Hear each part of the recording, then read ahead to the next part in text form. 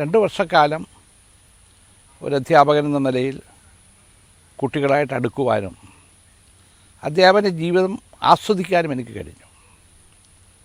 70 വന്നപ്പോഴാണ് എൻ്റെ ജീവിതത്തിൽ മറ്റൊരു മാറ്റം വരുന്നത്. ഞാനൊരു ദിവസം കുമ്പളങ്ങി വന്നപ്പോൾ അപ്പം പറഞ്ഞു, ഇവിടെ വടതലയിൽ ബെർണാഡ് ഇൻസ്പെക്ടർ, പൂങ്കയിൽ ബെർണാഡ് ഇൻസ്പെക്ടർ എന്ന് പറയുന്ന ഒരു ഇൻസ്പെക്ടറുണ്ട്. അറിയപ്പെടുന്ന ഫാമിലിയാണ്, എറണാകുളത്തെ വലിയ ഫാമിലിയാണ്. അദ്ദേഹത്തിൻ്റെ മകൾ ഷെർലി ഒരു ആലോചന വന്നിട്ടുണ്ട്, നീ പോയൊന്ന് കാണണം. അപ്പം ഞാൻ അപ്പനോട് പറഞ്ഞു, എനിക്ക് വയസ്സ് 24 ആയിട്ടുള്ളൂ, ഒരല്പം കൂടി കാത്തു നിന്നാൽ എന്താ സ്ഥിതി. അപ്പം അമ്മ പറഞ്ഞു, അതല്ല, ഇതെല്ലാം ദൈവനിശ്ചയമാണ്, അതുകൊണ്ട് നീ ആ കുട്ടിയെ കല്യാണം കഴിക്കണമെന്നും ഞങ്ങൾ പറയില്ല, നീ ഒന്ന് പോയി കാണുക, നമുക്ക് യോജിക്കുന്നതാണോ എന്ന് നോക്ക്. അപ്പോൾ ഞാൻ കോളേജിൽ തിരിച്ചു വന്ന്, അന്ന് ആൻ്റണി സാറും കെ ആൻ്റണി സാറും ഞാൻ വളരെ അടുത്ത സുഹൃത്തുക്കളാണ്. എൻ്റെ അധ്യാപകനായിരുന്നു, പിന്നെ സഹപ്രവർത്തകനായിരുന്നു. അന്ന് അദ്ദേഹത്തിനൊരു മോട്ടോർ സൈക്കിളുണ്ട്. ആ മോട്ടോർ സൈക്കിളിൻ്റെ പുറകിലിരുന്ന് ഞാൻ പലപ്പോഴും കിടങ്ങൂർ, അദ്ദേഹം അങ്കമാലി കിടങ്ങൂരാണ് താമസിക്കുന്നത്. അന്നത്തെ കർദിനാൾ പാറേക്കാട്ടിൽ തിരുമേനി, ജോസഫ് പാറേക്കാട്ടിൽ തിരുമേനിയുടെ തറവാട്ടിലാണ് അദ്ദേഹത്തിൻ്റെ താമസം. കാരണം അദ്ദേഹത്തിൻ്റെ പാറേക്കാട്ടിൽ തിരുമേനിയുടെ ജ്യേഷ്ഠൻ്റെ മകളെയാണ് സാറ് കല്യാണം കഴിച്ചിരിക്കുന്നത്. അപ്പോൾ മിക്കവാറും എല്ലാ സാറ്റർഡേ സൺഡേ സാറിൻ്റെ മോട്ടോർ സൈക്കിളിൻ്റെ പുറകിലിരുന്ന് ഞാൻ കിടങ്ങൂർ പോകും. സാറ് രാത്രി ഈ വെടിവെക്കാൻ, മുയലിനൊക്കെ വെടിവെക്കാൻ, അങ്കമാലിലേക്ക് അന്ന് മുയലൊക്കെ ഇഷ്ടം പോലെയുണ്ട്, മലയാറ്റൂർ സൈഡ്, വെടിവെക്കാൻ പോകും. അങ്ങനെ ഞങ്ങൾ തമ്മിൽ വ്യക്തിപരമായി വളരെ ഇഷ്ടമാണ്. ചിലപ്പോൾ സാർ കുമ്പളങ്ങിയിൽ എൻ്റെ വീട്ടിൽ വന്ന് താമസിക്കുകയും ചെയ്യും. അപ്പോൾ ഞാൻ പറഞ്ഞു, സാറേ ഇങ്ങനൊരു ആലോചന വന്നിട്ടുണ്ട്, ഒന്ന് പോയാൽ എന്താണ്? അപ്പോൾ പറഞ്ഞു, ഈ ഇൻസ്പെക്ടർ എനിക്കറിയാം, അദ്ദേഹം അങ്കമാലിയിലുണ്ടായിട്ടുണ്ട്, നല്ലൊരു ഇൻസ്പെക്ടറാണ്. അദ്ദേഹം ഇപ്പോൾ ശിവാനന്ദൻ്റെ ചീഫ് സെക്യൂരിറ്റി ഓഫീസറാണ്, അതും എനിക്കറിയാം, നമുക്കൊന്ന് പോയി കളയാം. അങ്ങനെ സാറിൻ്റെ മോട്ടോർ സൈക്കിൾ ഒരു ഞായറാഴ്ച ദിവസം ഏതാണ്ട് 11-12 മണിയോടുകൂടി ഞങ്ങൾ വടതല ബോട്ട് ജെട്ടിക്കടുത്തുള്ള ഷെർലിയുടെ വീട്ടിലെത്തുക. വീട്ടിൽ ചെല്ലുമ്പോൾ ഷെർലിയുടെ അമ്മച്ചി ജെട്രൂഡുണ്ട്, ബെർണാഡ് ഇൻസ്പെക്ടറുണ്ട്, അനിയൻ ജോജോയുണ്ട്, ഷെർലിയുണ്ട്. അകത്ത് കയറിയിരുന്ന് അവിടെ പുഴയുടെ തീരത്ത് അത് മനോഹരമായ ഒരു വീടും ഒക്കെ കൊടുത്ത് നല്ലൊരു ഒരു കാണാൻ നല്ല ഭംഗിയുള്ള പ്രദേശം. കയറിയിരുന്നു. പക്ഷെ എനിക്ക് നാണം കൊണ്ട് ഷെർലിയെ നോക്കാൻ കഴിഞ്ഞില്ല. അപ്പോൾ ഷെർലി അവിടെ ഒന്ന് മാറി നിൽപ്പുണ്ട്. ഞാനൊന്ന് നോക്കി, പിന്നെ താഴേക്ക് നോക്കി, പിന്നെ അധികമൊന്നും ഷെർലിയോട് നോക്കാനോ സംസാരിക്കാനോ ഒന്നും കഴിഞ്ഞില്ല. കാപ്പി കൊണ്ടുവന്ന് കാപ്പി കുടിച്ച് ഞങ്ങൾ 1 മണിക്കൂറോളം ഇരുന്നപ്പോൾ ഏറ്റവും കൂടുതൽ സംസാരം നടന്നത് ഷെർലിയുടെ അപ്പച്ചനും ആൻ്റണി സാറും കൂടിയാണ്. കാരണം അവർ പഴയ സുഹൃത്തുക്കളല്ലേ. ഇത് ഞങ്ങളിങ്ങ് പോന്ന് കുറേ പോന്നപ്പോൾ സാറ് ചോദിച്ചു, എന്താണോ ഇങ്ങനെ ഇരിക്കുന്നു? ഞാൻ പറഞ്ഞു, സാറേ ഞാൻ കണ്ടില്ല, എനിക്ക് നാണം കൊണ്ട് കാണാൻ പറ്റില്ല, സാറ് എന്താ അഭിപ്രായം പറയും? സാറ് പറഞ്ഞു, തനിക്ക് പറ്റിയ പെൺകുട്ടിയാണ്, യോജിക്കും എന്തുകൊണ്ടും. അങ്ങനെ ഞങ്ങൾ നേരെ പോകുന്നത് പാറേക്കാട്ടിൽ പിതാവിൻ്റെ എറണാകുളത്തെ അതിരൂപത ആസ്ഥാനത്തേക്കാണ്. അവിടെ ചെന്നപ്പോൾ ആൻ്റണി സാർ ഇങ്ങനെ തോമസിനൊരു പെൺകുട്ടിയെ കാണാൻ പോയതാണ്, ഇവിടെ ബെർണാഡ് ഇൻസ്പെക്ടറുടെ മകളാണ് ഷെർലി. ആ കുട്ടി. അപ്പം ഞാൻ പറയും, പിതാവ് ഞാൻ കണ്ടില്ല, കണ്ടത് സാറാണ്, സാറിൻ്റെ അഭിപ്രായം എൻ്റെ അഭിപ്രായം അത്രയേ ഉള്ളൂ എന്ന്. നല്ലതാണോ? ആ കുട്ടി നല്ലതാണ്, ആ ഫാമിലി എനിക്കറിയാം, എല്ലാം ഒരു ദൈവനിശ്ചയമല്ലേ, വിവാഹം നടക്കുന്ന സ്വർഗത്തിലാണ്, ഭൂമിയിലല്ല, അപ്പോൾ തനിക്ക് നല്ലത് വരും. അങ്ങനെ ആ കാഴ്ച കഴിഞ്ഞു. അപ്പോൾ എനിക്കൊരാഗ്രഹം, ഷെർലിയെ ഒന്നും കൂടി കാണണം. എന്താ വഴി? ആ ദിവസങ്ങളിലാണ് വരാപ്പുഴ രൂപതയുടെ ഒരു വലിയ ദിവ്യകാരുണ്യ ഉത്സവം സെൻറ്റ് ആൽബർട്ട്സ് ഗ്രൗണ്ടിൽ നടക്കുന്നത്. അപ്പോൾ എല്ലാവരും വരുമെന്ന് എനിക്കറിയാം. ഒരു സൺഡേ ആണ്. ഞാനൊരു വെളുത്ത പാൻറ്റും ഷർട്ടും ഷൂസും മിനുക്കിയ ഷൂസൊക്കെ ഇട്ടൊരു സുന്ദരനായി ഞാൻ അവിടെ ഗ്രൗണ്ടിൽ ചെന്ന്. അപ്പോൾ എൻ്റെ ഉദ്ദേശം ഷെർലിയെ കാണലാണ്. പക്ഷെ കണ്ടത് ജോജോയാണ്, ബ്രദറിനെ. ഞങ്ങൾ തമ്മിൽ കുറേ നേരം സംസാരിച്ചു. പക്ഷെ അതിനൊരു ഗുണമുണ്ടായി. ജോജോ വീട്ടിൽ ചെന്നിട്ട് പറഞ്ഞു, ആൾ തടിയൊന്നുമില്ല, കാണാൻ ഐശ്വര്യമൊക്കെ നല്ല മുഖമൊക്കെയാണ്, താഴോട്ടൊന്നും ഈർക്കിലെ പോലത്തെ കാലൊക്കെയാണ്, പക്ഷേ ഇവക്ക് പറ്റും. അങ്ങനെ നല്ലൊരു ഒപ്പീനിയൻ എന്നെക്കുറിച്ച് ജോജോ വീട്ടിൽ പറഞ്ഞു. ഇത് കഴിഞ്ഞ് ഏതാനും ദിവസങ്ങൾ കഴിഞ്ഞപ്പോൾ അന്നത്തെ MLA, Paravur MLA KT George Thevara college വന്നു. അപ്പോൾ ഞാൻ KT ജോർജിനെ കണ്ടിട്ടില്ല. വർഗീസ് സാറ് അദ്ദേഹത്തിൻ്റെ ഓഫീസിലേക്ക് എന്നെ വിളിപ്പിച്ചു. മാഷിനോട് ചെല്ലാൻ പറഞ്ഞു, ഒന്ന് അറ്റൻഡർ വന്ന് പറഞ്ഞു. അങ്ങനെ ഞാൻ അറ്റൻഡർ കൂടി ചെല്ലുമ്പോൾ എനിക്ക് പേടി, എന്താണ് സാറ് വിളിപ്പിക്കുന്നത്?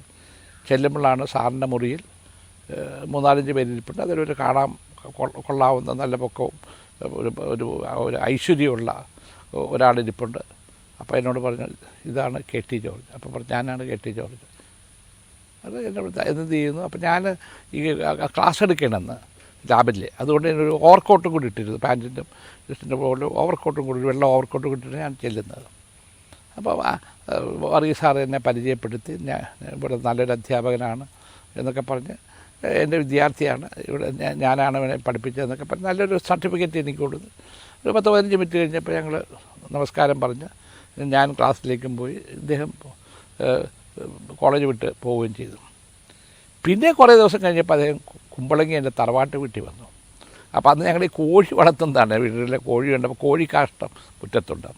അപ്പോൾ ഇദ്ദേഹം ഇന്ന പാടെ ഇത് കോഴി കാഷ്ടം കിടക്കുന്നവിടെ വര വരച്ച് വെക്കും, കുട കൊണ്ടിങ്ങനെ. അങ്ങനെ വര വരച്ചാണ് വീട്ടിൻ്റെ അകത്തേക്ക് കയറിയത്.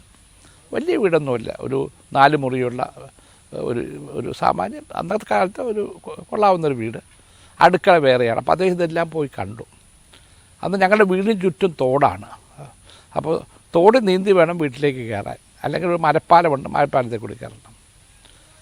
അപ്പോൾ കക്കൂസയൊന്നുമില്ല. കക്കൂസ തോട്ടിലേക്ക് കെട്ടിയിരിക്കുന്ന ഒരു കക്കൂസയാണ്, നാടൻ കക്കൂസ. കുടിക്കാനൊരു കുളമുണ്ട്, കുടിക്കാനായിട്ട് വേറെ കുളമുണ്ട്. ഇതൊക്കെ അദ്ദേഹം കണ്ടു. അപ്പനും അമ്മയോടൊക്കെ സംസാരിച്ചു. തിരിച്ചു പോയി അവരോട് പറഞ്ഞു, ഇതൊരു പഴയ വീടാണ്, ഇവൾക്ക് ഇഷ്ടപ്പെടുമോ ഇല്ലയെന്ന് അറിയത്തില്ല, ഏതായാലും കല്യാണം കഴിഞ്ഞാൽ. അപ്പോൾ അന്നൊരു നിർദ്ദേശം ഉണ്ടായിരുന്നു, ഷെർലിയുടെ അമ്മയ്ക്ക് ആമവാദമാണ്, കിടപ്പാണ്. ഷെർലിയുടെ അനിയൻ ജോജയെ പ്രസവിച്ചതിന് ശേഷം കിടപ്പിലാണ്. അപ്പോൾ അമ്മയെ ശുശ്രൂഷിക്കുന്ന ജോലി കൂടി ഷെർലിയുടേതായിരുന്നു. നോക്കാൻ വേറെ ആളുകളുണ്ടെങ്കിലും ഷെർലിയാണ് എല്ലാ കാര്യങ്ങളും ചെയ്തിരുന്നത്. അപ്പോൾ ഒരു നിർദ്ദേശമുണ്ടായിരുന്നു, കല്യാണം കഴിഞ്ഞാൽ ഞാൻ വടതലയിൽ താമസിക്കണം, ജോജോയുടെ കല്യാണം കഴിയുന്നവരെ. അപ്പോൾ അന്ന് അദ്ദേഹം സെൻറ്റ് ആൽബർട്ട്സ് കോളേജിൽ പഠിക്കുവാണ്. അത് കഴിഞ്ഞാണ് പിന്നെ LLBക്ക് കോഴിക്കോട് പോകുന്നത്. അപ്പോൾ കല്യാണം കഴിഞ്ഞ് ജോജോയുടെ കല്യാണം വരെ താമസിക്കണം. അങ്ങനെ ഞങ്ങളൊരു 8-9 വർഷക്കാലം ആണ് പിന്നീട് വടതലയിൽ പൂവങ്കേരി വീട്ടിൽ താമസിച്ചത്. അപ്പോൾ കെ ടി ജോർജ് പറഞ്ഞു, ഏതായാലും ഇവിടെ ഭയപ്പെടേണ്ട കാര്യമില്ല, കുമ്പളങ്ങി പോയി താമസിക്കണ്ടല്ലോ, ഇവിടെ താമസിക്കാമല്ലോ, പിന്നീട് വീട് വെക്കുകയോ വാടകയ്ക്ക് താമസിക്കുകയോ വേറെ എന്തെങ്കിലും ചെയ്യാം, അപ്പോൾ ആലോചിക്കാം. അങ്ങനെ കെ ടി ജോർജിൻ്റെ ഒരു സർട്ടിഫിക്കറ്റ് എനിക്ക് അനുകൂലമായിട്ട് വന്നു. ഈ പശ്ചാത്തലത്തിലാണ് വടുതലയിൽ നിന്നും അപ്പച്ചൻ്റെ കുടുംബത്തിലെ അനിയന്മാരും എല്ലാവരും കൂടി എൻ്റെ വീട്ടിൽ വന്നത് കല്യാണം നിശ്ചയിക്കാൻ. അപ്പോൾ വലിയ സൽക്കാരമായിരുന്നു. ജോൺ ചക്കുച്ചാപ്പൻ, അപ്പൻ്റെ അനിയൻ ജോൺ ചക്കുച്ചാപ്പനുള്ളവരുണ്ടായിരുന്നു. ഞങ്ങളന്ന് എല്ലാവർക്കും വിദേശ മദ്യം ഒഴിച്ചു കൊടുത്തു ക്ലാസ്സിൽ. അതൊരു പ്രത്യേകതയായിട്ട് എല്ലാവർക്കും തോന്നുന്നു. സാധാരണ അങ്ങനെ മദ്യമൊന്നും കൊടുത്ത് എല്ലാവർക്കും വിദേശ മദ്യം കൊടുത്തു. താറാവ്, പോർക്ക്, ഇതിൻ്റെയൊക്കെ നല്ലൊരു സദ്യ. എന്നിട്ട് മനസ്സമ്മതത്തിൻ്റെ ഡേറ്റ് ഫിക്സ് ചെയ്തു. ആ മനസ്സമ്മതത്തിൻ്റെ ഡേറ്റിലാണ് ഞങ്ങൾ വടുതല സെൻറ്റ് ആലൻസ് പള്ളിയിൽ ചെല്ലുന്നത്. അപ്പോൾ കെ ടി ജോർജുണ്ട്, കൊച്ചുണ്ണി മാഷ് ഉൾപ്പെടെ കുറേ MLA-മാരുണ്ട്, ജേക്കബ് അത് പഴമ്പള്ളി തോമസ് ചേട്ടൻ, അത് എറണാകുളം മുനിസിപ്പൽ വൈസ് ചെയർമാനായിരുന്ന പഴമ്പള്ളി തോമസ് ഉൾപ്പെടെ കുറേ ആളുകൾ അവിടെയുണ്ട്. മോതിരം പരസ്പരം കൈമാറി ചെയ്തതിന് ശേഷം ഞങ്ങൾ വടതല ജെട്ടിയിലേക്ക് പോയി.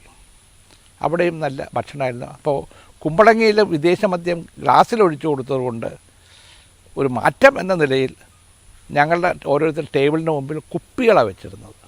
ഇപ്പം എൻ്റെ കൂടെ അന്ന് ഈ മനസ്സമ്മതത്തിന് തെവര കോളേജിലെ എൻ്റെ സഹപ്രവർത്തകനും സുഹൃത്തുമായ മൈക്കിൾ സാറുണ്ട്. കുമ്പളങ്ങിയിൽ നിന്ന് ചക്യാമറി, ജോർജ് ചക്യാമറി, ഈശുകുട്ടി, നങ്കേരിലെ ജ്യൂസേ, ഇവരെല്ലാം എൻ്റെ കൂടെ വന്നിട്ടുണ്ട്.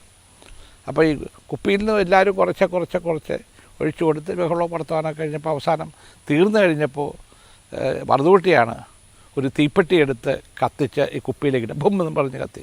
അപ്പോൾ ഇതെല്ലാം ചിരിയും ബഹളമൊക്കെ ആയപ്പോൾ അപ്പുറത്ത് പറയാൻ തുടങ്ങി, ചെറുക്കൻ കള്ളുകൂടിയിലാണ് തോന്നുന്നത് കണ്ടിട്ട് അവിടെ ആഘോഷിക്കുകയാണ്. ഇതെല്ലാം കഴിഞ്ഞ് ഞങ്ങൾ പുറത്തേക്ക് ഇറങ്ങിയപ്പോൾ എനിക്ക് ശരിക്കും കാണാൻ പറ്റുന്നില്ല. അപ്പോൾ ഇറങ്ങാൻ നേരത്തൊന്ന് കാണണമെന്ന് വിചാരിച്ച് ഞാൻ തലതിരിഞ്ഞ് നോക്കുമ്പോൾ ഈ കൂട്ടുകാർ സമ്മതിക്കേണ്ട, അവരാണ് എൻ്റെ ചുറ്റും കൂടി ഇന്ന് ഷെർലിയോട് സംസാരിക്കുകയൊക്കെ ചെയ്തത്. അപ്പോൾ അങ്ങനെ ഞാൻ ഉദ്ദേശിച്ചൊരു ഷെർലിയെ കാണുന്നതിൽ നടന്നില്ല. പക്ഷേ മനസ്സമ്മതം കഴിഞ്ഞിരിക്കുന്നു.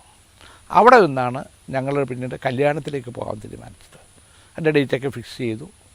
ആ പള്ളിയിൽ വെച്ച് തന്നെ കല്യാണം നടന്നു. അന്ന് സെൻറ്റ് ആൽബർട്ട്സ് കോളേജിലെ പ്രിൻസിപ്പളും ആൻ്റണി അച്ഛൻ പരക്കലച്ഛൻ ആൻ്റണി പരക്കൽ ഷെർലിയുടെ ബന്ധുവാണ്. അദ്ദേഹത്തിൻ്റെ നേതൃത്വത്തിലായിരുന്നു കുർബാന. അപ്പച്ചൻ്റെ സുഹൃത്തുക്കളെല്ലാം വന്നിരുന്നു, വലിയൊരാൾക്കൂട്ടം. തേവര കോളേജിൽ നിന്നും അധ്യാപകർ വന്നിരുന്നു. കല്യാണം കഴിഞ്ഞിട്ട് ഞങ്ങൾ ഏകദേശം 1 കിലോമീറ്റർ നടക്കണം. എല്ലാവരും കൂടി നടന്നാണ് വടതല ബോട്ട് ജെട്ടിയിലെ വീട്ടിലേക്ക് വന്നത്. അവിടെ സമൃദ്ധമായ ഭക്ഷണമായിരുന്നു, എല്ലാവർക്കും ഭക്ഷണമായിരുന്നു. അത് ടേബിളിട്ട്, സാധാരണ നിലത്തിരുന്നാണ് ഞങ്ങളവിടെയൊക്കെ കുമ്പളങ്ങിയിലൊക്കെ ഭക്ഷണം കൊടുക്കുക. ഇത് ടേബിളിട്ട് ഭക്ഷണം കൊടുത്തു.